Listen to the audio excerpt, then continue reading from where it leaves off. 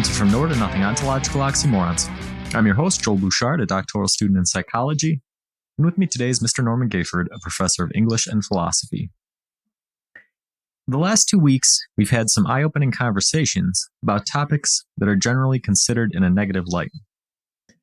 This week, we'll flip the script and talk about a topic that is enjoyed almost out of necessity by those taking part in it: celebration.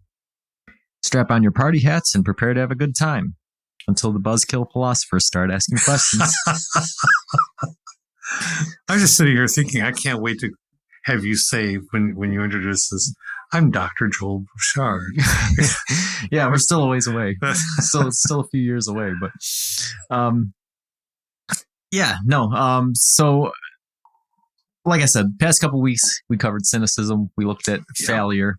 Yep. And really we found that those two things aren't negative by nature, right? Cynicism is really just a way of looking at things that could be warranted in certain situations, but for the most part, it sort of deserves its negative reputation.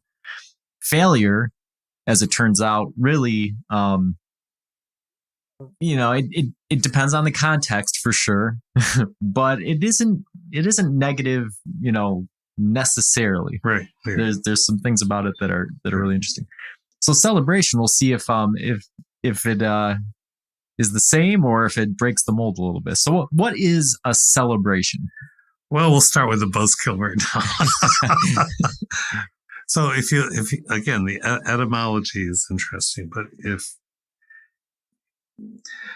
to celebrate, as it moves from the Latin into the medieval English, is to frequent or to honor or to give attention to something.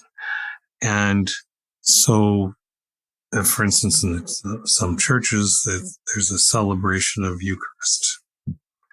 And there are endless celebrations of the lives of people who have passed on. And so it has a kind of connotation of positivity, but there's also an implicit dwelling. Slow down and dwell on something. And I think that sometimes when we think about celebration, we don't necessarily slow down and dwell. But as you had a very recent celebration, I would say that, and you did a speech. It was an anniversary for Joel and his wife, and you did a speech. And I unfortunately couldn't be there to hear it. But you took time to reflect on your marriage. You celebrated your marriage, and therefore you celebrated or honored the idea of marriage. That might not have been the first thing on anybody's mind when they're having good food and laughing and talking with each other, but that's really built in. Yeah. And so, the etymology of the word celebration is pretty interesting because you can see its purpose adapt over time. And I think when they started out, it was like celebrar or something, and they were like, we don't know the origins of the word, we don't know where it came from really, right? And it sort of centered around like a populous gathering, like, okay, people gathering together. Yep. And then as it went through its various incarnations, it took on like a religious overtone, and became about some of these other things. Yeah. So that raises an interesting question, right? If the original etymology of the word implied a gathering, is it possible to have a celebration by oneself? I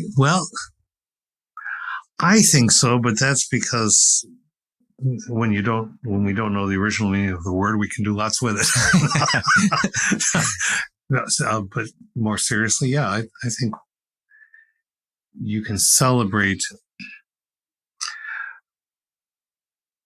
in memory of someone. There's the celebration of memory, and you can do that in a group of people. But I think if you sit down and you think of that person, and maybe you have a glass of something to drink, or you have a particular food that person liked, and you just sit and contemplate that person that you are doing a celebration, not in the loud, jocularity filled, joyous sense, but yes. Yeah, it's an interesting question, right? And it almost raises a second question, right? So, can you separate the word celebration from celebrate, right? Because it seems like if you were to ask, can somebody celebrate by themselves? That almost seems like a foregone conclusion. But if you ask, can somebody have a celebration by themselves? Something about just changing that wording Yeah, I see. Just intuitively makes you think, well, I don't know if somebody can have a celebration by themselves, but I know they can celebrate. Well, Right. I wonder So a where celebration that comes sound. Well, it implies a larger process. The celebration is an event or a process of having an event. And so I guess, yeah, I can see where you're going. I think that celebrate seems less formal. in. Yeah.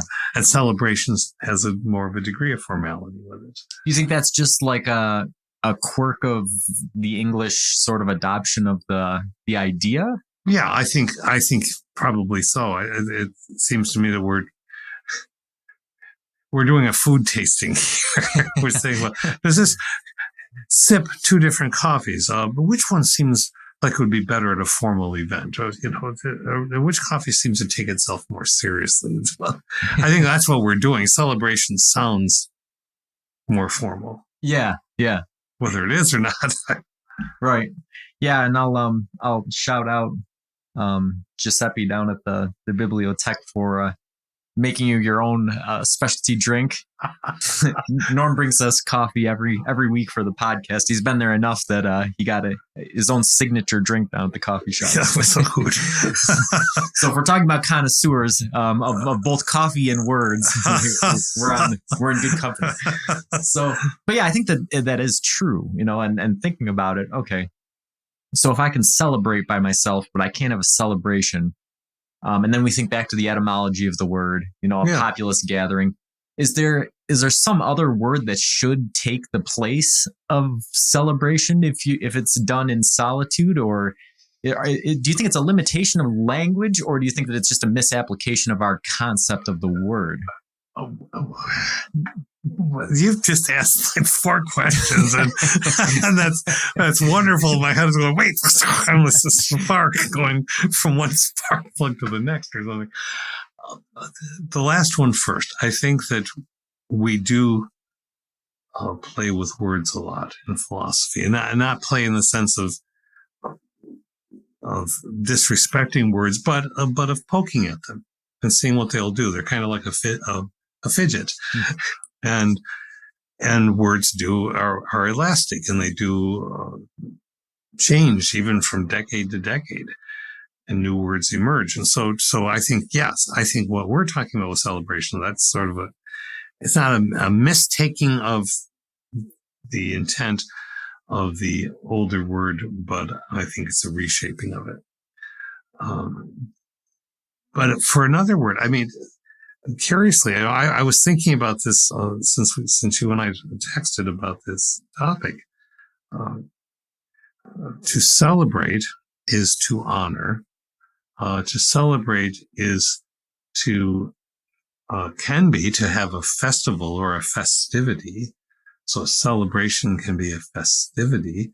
It can be an honoring of a kind. So each one of those has the connotation of something more formal, if we want it to be. I mean, that's what holidays are. I mean, here we are in my favorite satirical part of the year. Happy Hallowthankmas.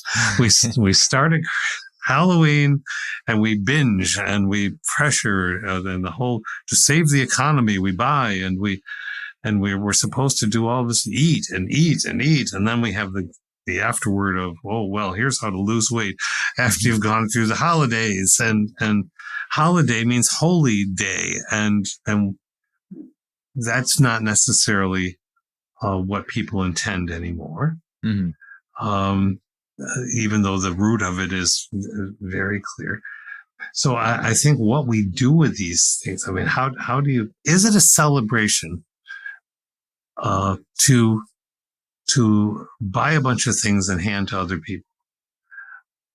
Well, by itself, that might not be a celebration. So what makes it a celebratory event? Must it be religious? I'm asking you a bunch of questions. Yeah, I've got a funny sort of colloquial story here. Somebody was complaining about the fact that in a store they were playing Christmas music, this early.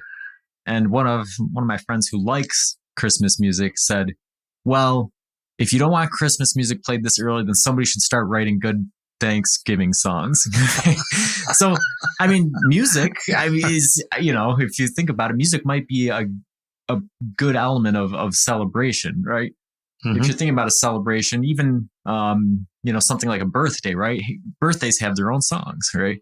I think that aspect of human creativity and things that draw groups of people together, I think music might be an integral part of that. I think you're right, and that colloquial story is spot on, because thinking about celebration and leaping off of what you just said, there is the implication of, or the expectation of, somewhere along a spectrum on this, of ritual.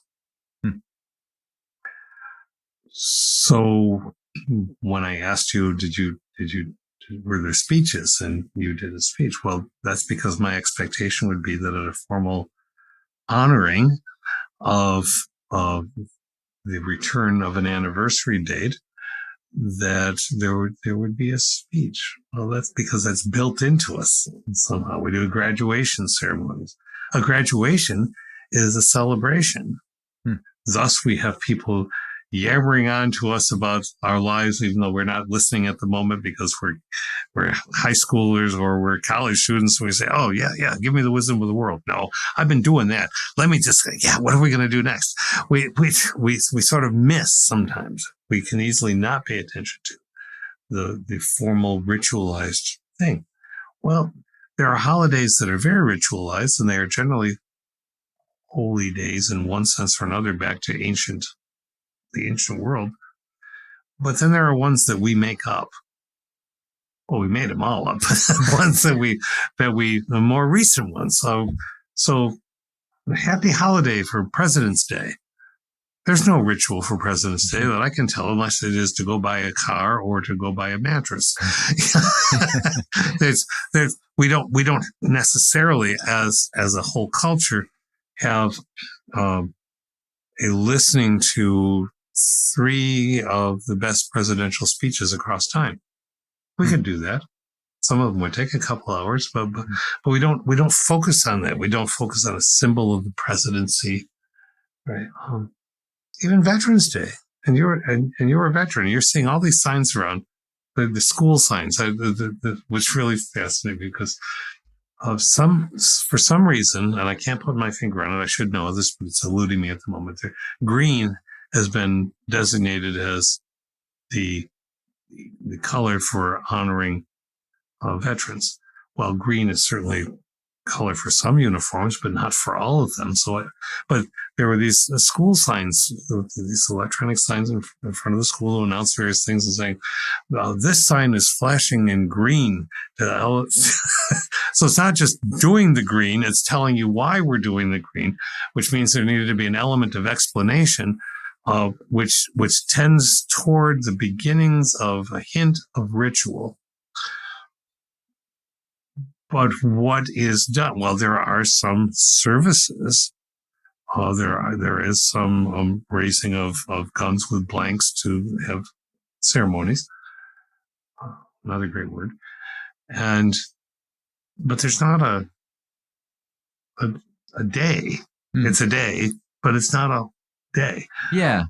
So ritual is an interesting word, right? Because you think ritual, you think sort of like a religious activity, and we think back to the etymology of the word, and it sort of jives with that. Do you think celebrations originated as religious or ritualistic celebrations, I guess. Use a circular use of the word. Yes, I do.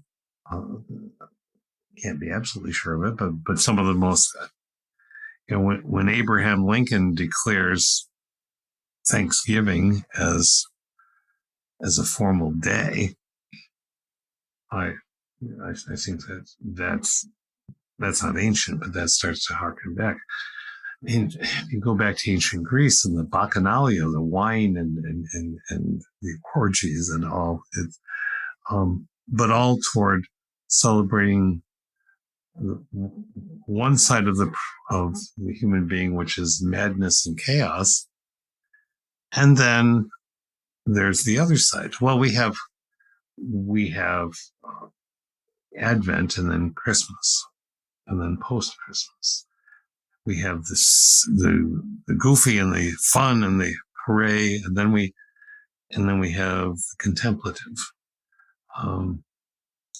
Yeah, you think about like Lent, like yes. Fat Tuesday before Lent. Everybody's Tuesday. Crazy, right? But then for the next 40 days, or I'm not Catholic, so I don't know. But I think the next 40 days, there's something everybody's very strict and observant of certain right, and what we and also being human, and in religious systems. Okay, I always laugh at this. Excuse me. So nobody's more clever about figuring out ways around rules that have been established than people of various faith lives. So you're not allowed to eat certain kinds of food, but you find a way to do it. Right. At least in America. Yeah. and so we Lent for giving up, but not to give up as a punishment. And I have a dear friend who's a theology teacher who points this out. It's to acknowledge that there are things that we can give up and still be ourselves, and maybe think about why we have those things or whatever. But there's a serious element again to it, like we said at the beginning, a ceremony, a celebration, probably to be completely a whole in some way, has those serious elements. Weddings. Yeah. And this brings up, deeply philosophical topics in terms of sort of dualism almost, right? You think about this. Yes. At my celebration last night, I was talking with one of my friends about, the state of psychological science, and how there's this debate going on between empiricists and rationalists, right? The empiricists who are saying, that the scientific method is all that there is, and then we just have to use that. And then the rationalists who are saying, well, if that's all you do, then you're missing a huge component of what it means to be human. You're sort of stripping humans of their humanity and these sorts of things. Yep. And if you think about it, a celebration is sort of an encapsulation of that, right? If you have the somber or the formal or the rational elements of essentially the reason you're celebrating. But then on the other hand, you have the rational part, which, the emotional part, the part that makes humans what they are. Humans like to eat, humans like to laugh, humans like to hear music, yes. like to do these things. So even though last night we were celebrating our anniversary, there was a definite reason that we were there. And there were some formal homages to that, right? A short toast, a cutting of a cake, these sorts of things. For the most part, most of the night was just friends eating and laughing and talking about things completely unrelated to marriage or to the other stuff. And they're kind of combined together into a celebration. And it's sort of this uniting of the rational and the emotional in a way. That's well said. And there's so much of this running sociologically through any culture, I would say. So that even look at us, in our culture, how we look toward anniversaries, and not just wedding anniversaries. If we can find a reason to raise a glass or sit and remember, we'll do it. And that's not necessarily a bad thing, but sometimes we feel the need to celebrate anniversaries that are of themselves of culture shattering or life shattering events. And then the word celebration doesn't get used as much as the word observe. Mm-hmm. We observe. Well, what does it mean to observe? What do you think of when you hear that word? It seems to be there's a separation, right? There's an event that happens, and there's somebody who's separated from it, and who is taking it in, is reflecting on it. There's the perception of what's happening, and then there's sort of this integration or this reflection on it. Yeah, it's kind of almost anthropological within ourselves. We step back, we observe, which means essentially, in some sense, to remember or to think about something that happened. And we step back. So it's almost, if you watch the Doctor Strange movie, you've got this where Doctor Strange gets knocked out of his physical body and his astral self is there and he sees himself. Okay. Well, we like to think about those things sometimes. We're seeing ourselves as we experienced something horrible at a distance, or something we've seen third parties through photographs and so on. And then, as you just said, but we're watching ourselves watching that. And the anthropologist sits in a duck blind and tries not to interfere with what's going on to learn how a culture actually works. So philosophy sometimes is that process of being in a duck blind. Yeah. And watching a party go on or watch a whole honoring going on. Yeah, I think there's a Jack Johnson song that reminds me of this: pictures of people taking pictures of people taking pictures of people taking pictures, right? That's sort of philosophy, right? Is you're watching somebody doing something and then you're behind them, and then it's just, well, where does this end? Where is this going? We are close to the UNESCO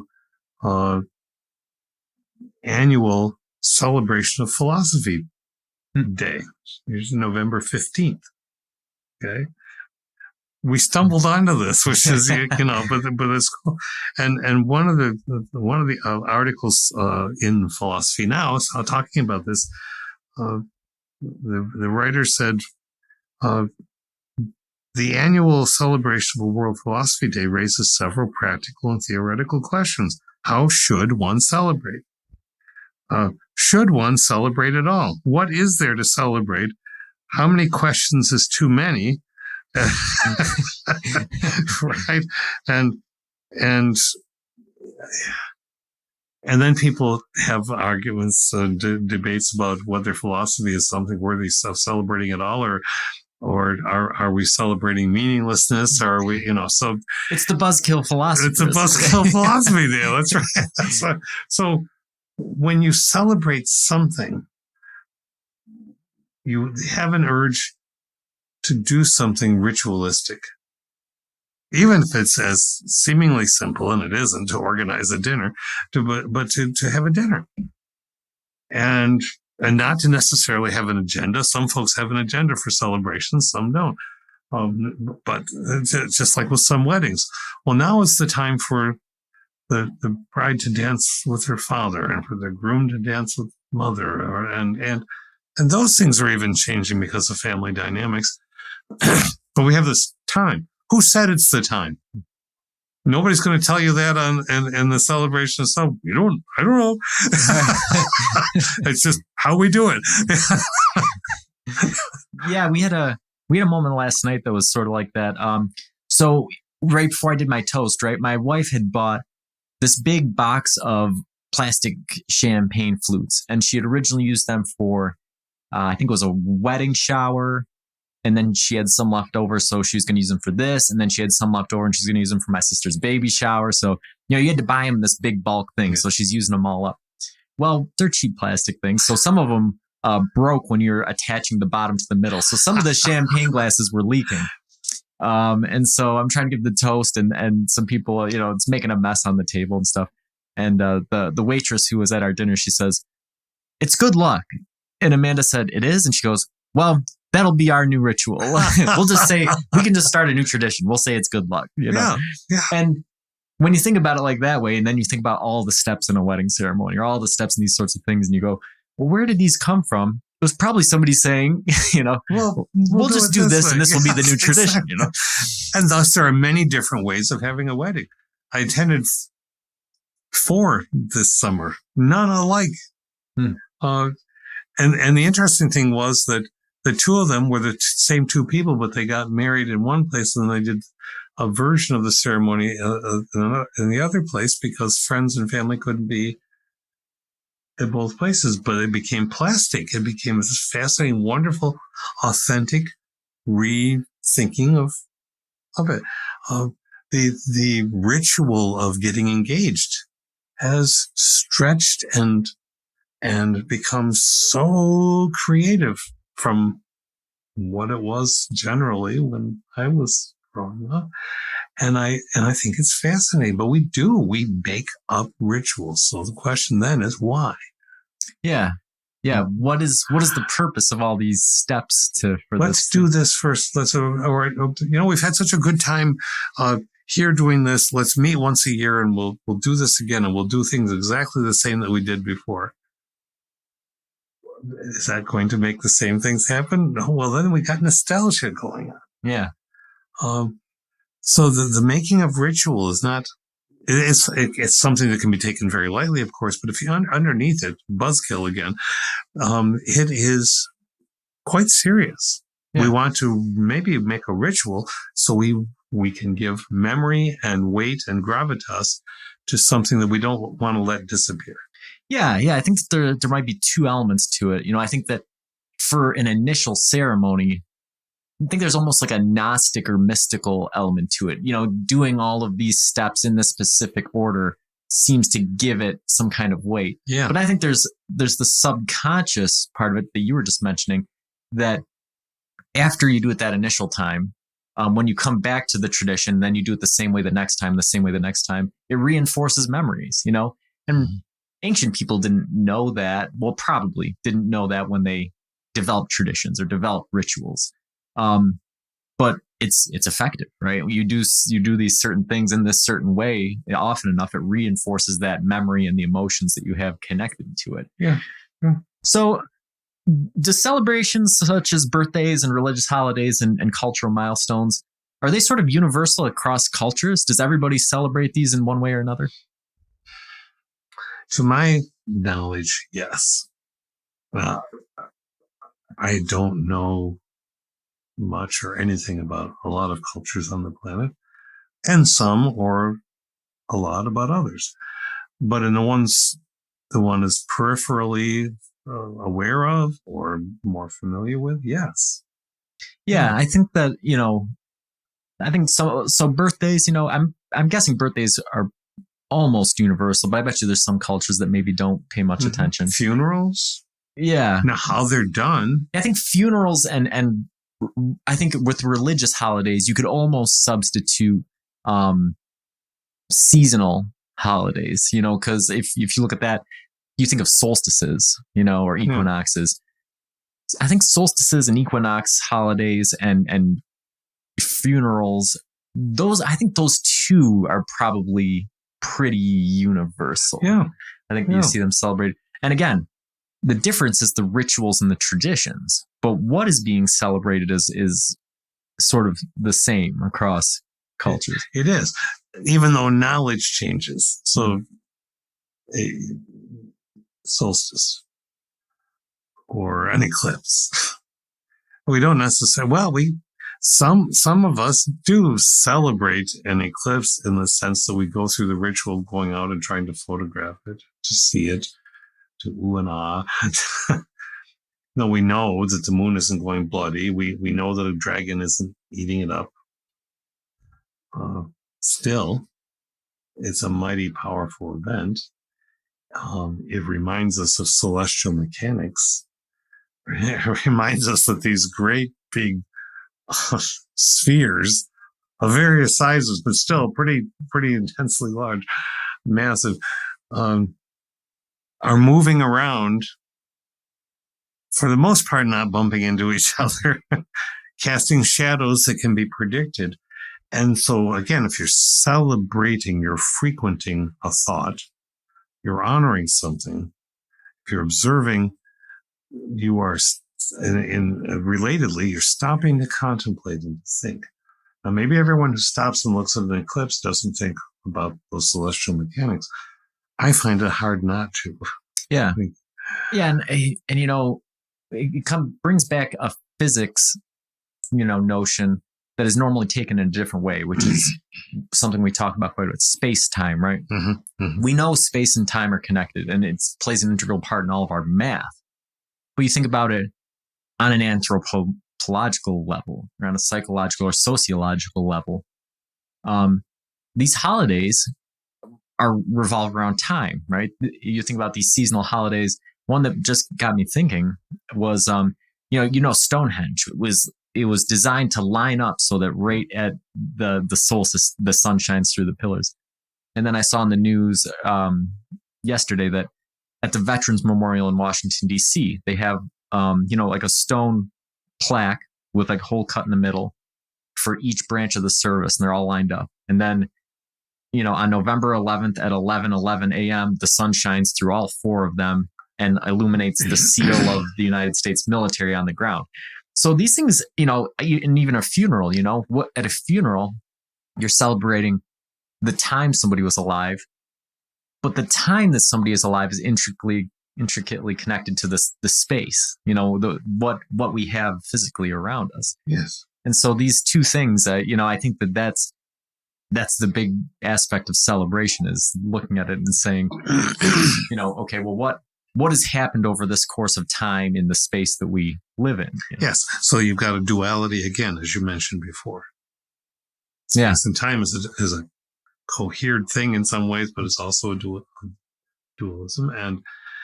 And this, we like to wrangle gravitas into rituals by manipulating the sun or the moon.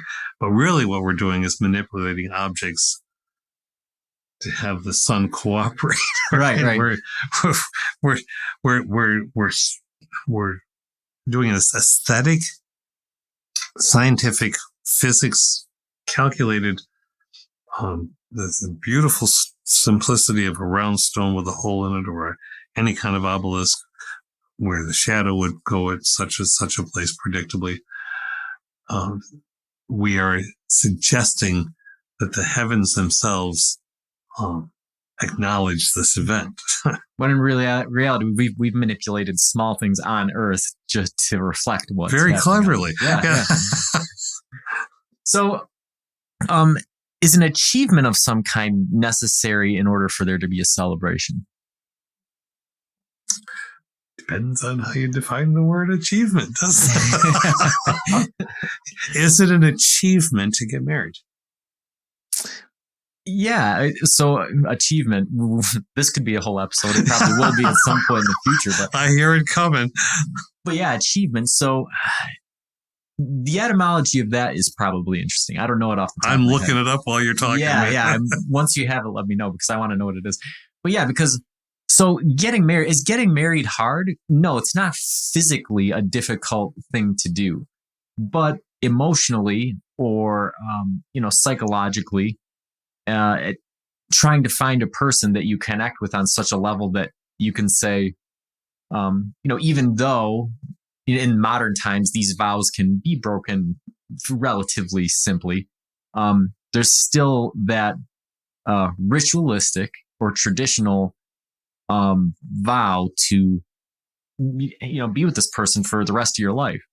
So in that regard, getting married, and particularly staying married, right, it could be looked at as an achievement. So it's kind of depends on the context that you're looking at it in. Here's our etymology. That's interestingly paired with what you just said. The first records of the term achievement come from the 1400s. So this is not an old word. It comes from the French word achèvement. I will pronounce it properly. Achèvement, meaning conclusion. From Old French, achever, meaning to bring to an end. From the phrase chef, meaning to a head or to a conclusion. So you are bringing something to a conclusion. And now we're bringing in the elements of storytelling from the podcast that we had, right? Mhm. Talking about sort of the hero's journey and this idea, this sort of false narrative that stories, which our lives are revolve around and are built on, have beginnings and ends. Yes. But in reality, they're just cycles, right? We're constantly having new beginnings. We're constantly bringing things to a close. And then usually when we're bringing something to a close, it's not really the end, but the beginning of something different. Astronauts, once upon a time, returned from space. Right. Well, they still do. But from having gone to the moon. And they come back, and after they are resettled relatively quickly, debriefed, and so on, what happens? A ticker tape parade through the streets, riding on the tops of cars, receiving adulation, which certainly makes one think of Roman chariots and perhaps barges in Egypt, and perhaps canoes on rivers across the continents. Someone returns. Weren't sure they were going to return. They came back. So the mythic power of the eternal return that Mircea Eliade and others wrote about, they went out, they did something, they came back. Hooray. But you're right, it doesn't end there because there's got to be going out again. Right. Yeah. And some people struggle with this in life, right? They go out and they do something big, and then there's a celebration. There's a return, there's a celebration, and then it's sort of, well, where do we go from here? Yeah, yes. What happens next? Maybe right? Something of the same kind isn't going to happen next. Maybe that was the only ticker tape parade that astronaut's going to have because they've aged out or whatever, just as that one example. So there's a bittersweetness in some kinds of celebrations, and that's that dual. I think that's almost necessary in a celebration. You have a Christmas celebration, and sooner or later someone mentions the relative who's no longer there, and people tell a funny story, or sometimes people get a little uncomfortable, or sometimes people get quiet and they say, yeah. And so all the joy is still there, but the joy of memory is too. But that's also hard. Yeah. Yeah. So, the etymology of the word brings a whole different shade of meaning to this idea. Mm-hmm. Do you need an achievement for there to be a celebration? So, in other words, do you need there to be an end? Do you need something to be coming to a conclusion in order for there to be this celebratory gathering? And that really does reflect what we were just talking about, the time element of these celebrations, having things revolve around. Because, if you think about this, the way we keep track of time is the Earth going around the sun this year, and the solstices and the equinoxes and the birthdays. And you arrived at your 11th year from the moment when you got married. You had a dinner. Oh, perhaps you had a dinner when you got married. Yeah. Okay. Food. Yay. And laughter. And, but we're all here because of that moment, the push pin stuck into the space-time map on the wall that said, yeah, we were there. Now we're back there again. Well, we've concluded that amount of time. Now we're pressing on. Yeah. Yeah. So, but I still don't know if I would agree with there being so let's go to the original wedding, right? Yeah. So with an anniversary, it seems like an achievement is necessary for that celebration, right? Mm-hmm. You're bringing to an end a certain number of cycles, right? Normally they go in 10-year increments. Me and my wife are joking because, since we were married on 11/11/11, we celebrate on our 11th anniversary, and that'll be the 22nd. People think that's really weird, but how's it any weirder than doing 10 and 20? It isn't. It's just more unusual. It's just arbitrary, right? But if you think back to the original wedding, what's being achieved there? What's being brought? You could say something's being achieved because I think the word has a different meaning now than merely bringing something to an end. But if we just go for that strict older definition, by implication, a wedding is the conclusion of a wooing. Yeah. Okay. Of a period of romancing. The thing is that one doesn't want that all to end once you get there. Got that done. Right. I got you. Now we're just going to go ahead and pay our taxes. I don't think it is that, but it is the end, in a sense, the conclusion of a process that may have been long or short, that is marking. It's the conclusion is the decision to wed. Yeah. And now that I think about it more, it's true because, you're bringing an end to the two people's single lives. Now they're going to be joined together, these sorts of things. So yeah, maybe you do need an achievement to have a celebration. In a birthday, right? You're bringing to an end the year, right? And I think in many cases that's going to be what the Christmas brings, and the new year brings an end to the old year. So I think there's probably an element of that. Again, it's the time passing and what's happened in the space during that time. Yeah. What is the antithesis of a celebration, do you think? Is there such a thing? That's a good question, isn't it? The antithesis of a celebration. Well, we'll float this. And you should poke holes in it, right? But I'm going to float it out there anyway. So, a mourning. M-O-U-R. That's putting that out there. A refusal to acknowledge anything. Wittgenstein and Bertrand Russell, both philosophers, but Wittgenstein did so much philosophy, deep, almost unplumbable philosophy about language, but essentially said there's nothing to celebrate about philosophy. And Bertrand Russell, was saying yes, because we're exploring ideas, we celebrate the idea of wanting to keep learning. Existentialism, there are celebrations of Jean-Paul Sartre, who said that life, or Camus, who said that life is utterly absurd.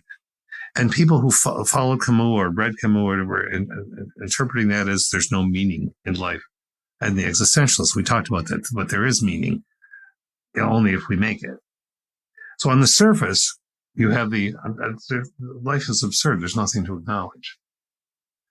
But even those guys, Camus, talking about Sisyphus, the old Greek myth about a guy being punished by eternally rolling a rock up a hill, have it pull back down. The fact that Sisyphus chooses to see, and he's reading this into it, but chooses to see value in that rock, or, well, at least my spirit is still alive and I'm still doing this. And therefore, that's a joy. Well, if you find a joy in a moment, it means that there's joy in life. And so you can't say life is meaningless if there's a meaning in a moment, even if you've made that meaning. Even Camus essentially admitted that. So to go back to the question, I suppose the antithesis would be the joy of having something that is joyless and without meaning, because it isn't marking anything in space-time, because there's nothing to mark. Yeah, it's an interesting question, right? Because if we go back to the etymology of the two words we were just looking at and then reverse them, right? An achievement and a celebration. An achievement bringing to an end, so that'd be, instead of bringing to an end, it would be starting something new. And a celebration, instead of there being a sort of a joyous gathering, would be sort of a somber individuality. And that almost sounds like a divorce proceeding, right? Somebody's starting something new, by themselves. But I'm sure that we can all think of some people that might be also celebrate at a divorce proceeding. So it raises sort of that, like what you were saying with the existential philosophers, this idea of it's very contextualized, right? So do you think we have to look at the emotional elements? Are there necessary emotions for a celebration? Is that what makes it a celebration? Yes, I would say so as one person.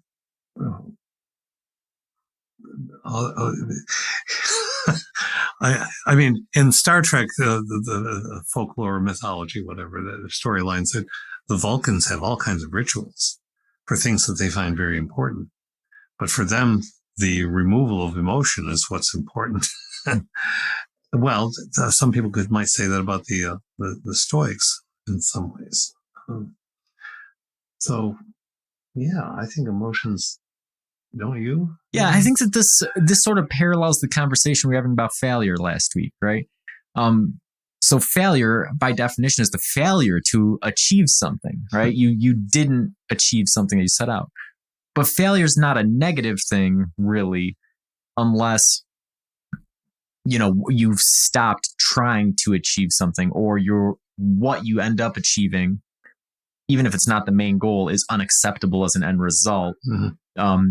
So there's cases where failure is going to be a negative thing. But really, in many cases, especially, in our pretty safe modern lives, a failure isn't a negative thing until your perspective on it is such. Mm-hmm. A celebration could be sort of similar, right? In the regards that, so if the emotions are right, if whatever event took place, you have positive emotions. You are sort of looking at the passing of time and looking at what's happened in that passing of time, with some observed reverence. You have your ritual, you have these things, and I think the example you brought up that's really good was mourning, right? How many times do you hear somebody of being in mourning after a death?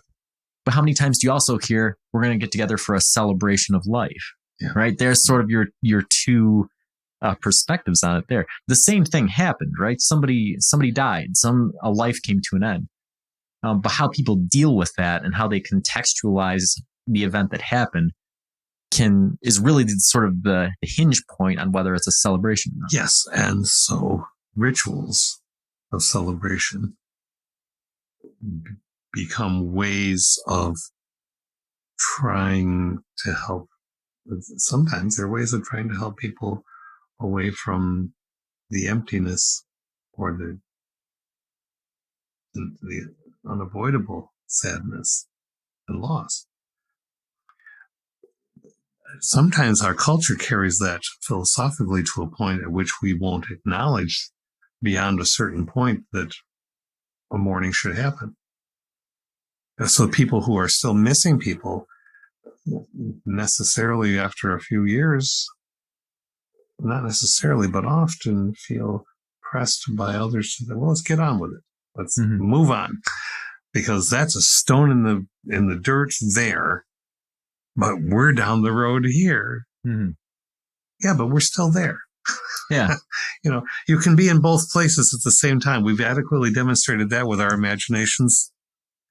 And so I think sometimes the idea of celebration becomes a forced, a fear-based enforcement of that's not how you should feel anymore. And so then we have what philosophy often eschews, the shoulds and the oughts. You ought to feel this way at this time. You must feel this way, or you should, because otherwise you're failing at getting on with it. So, yeah, it is inextricable with failure. Yeah, and coming back to that sort of dualistic element to celebration that we talked about at the beginning, it's sort of like stripping the formalized, reflective part of the celebration away and just keeping the eating and the music and it becomes a surface level thing. And I don't think that it's a genuine celebration at that point, right? If there's still these unresolved things. It's not to say you can't contextualize it, right? Mm-hmm. if, somebody had been struggling with a bad disease for a long time, or they had lived a good long life, or, I think that you can legitimately have a celebration of somebody's life. Oh, yes. Yeah. But I think that you also can have a point, like you were just mentioning, where somebody's life gets cut short, or, they die under bad circumstances or something. And in order to just sort of avoid that pain, they go on with the surface level. They go on with the one half of the celebration as sort of a facade to cover up what is happening behind. This is really interesting, because what you're revealing also, or what you're going to, is where the artifice of celebration. Even though there's a lot of natural emotion and so on and so forth, but the artifice of celebration is when rules are implied that do not welcome all kinds of feelings within that celebration. For instance, whether it's Eid, Christmas, any of the holy days, families, particularly during the pandemic, where everything was heightened and compressed, have a tacit agreement. Well, there are lots of things that we won't talk about today, because that would just make us angry at each other. We don't want to be angry at each other. So if we avoid all these topics, then we'll just be like we always are. But that is not to acknowledge who human beings are. Right. So we'll love you for this part of you, because this is going to remind us of how things used to be, and so we'll have a celebration for that. But who you are right now is not necessarily important to us, because it might just get uncomfortable and too complicated. Yeah. And so I think that's when celebrations go